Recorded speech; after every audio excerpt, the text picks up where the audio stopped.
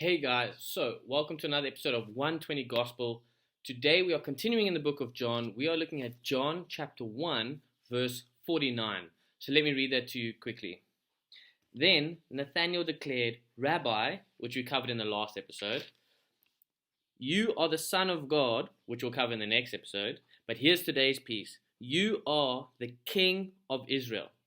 Now, quick history recap of why is he calling Jesus the King of Israel if Jesus isn't actually a king here on earth. When he came, why did he call him this? And we have to remember everything John writes has a purpose and a plan to show who Jesus is and how Jesus fulfills the law and how Jesus is God himself. In the very beginning, when Israel was just a normal nation, they never actually had a king, a physical king, as a ruler over the people. In fact, they were only under the control of God, who would speak through the prophets, and that was called a theocracy. In other words, a country or a nation governed by God, theo, governed by God. And then what happened was the people feared that they would be overcome by enemies because they figured if you have a king and people could see that you have a king and a mighty king and a ruler, people will be scared of you. So they asked Samuel, they said, listen, we need a king. So God said, fine, you don't want me as your king, but here we go. And then Samuel anointed Saul to be their first king. Years later, David eventually becomes king. And then God makes a promise to David saying, one of your descendants will always be on the throne.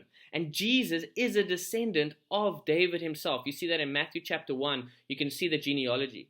And so what Jesus is, he's number one, he is God. So he was the person, the king, the ruler of Israel before they had a physical king. He is a descendant of David, who is their physical king, and he was their greatest ruler over Israel. And he is a descendant who will then take up the mantle, who will take up the staff and of ruling. And even when we read in Revelations 5 verse 5, we see that Jesus will be triumphant in the end. At the end of days, when judgment day comes and everything happens, Jesus is the triumphant king over all nations.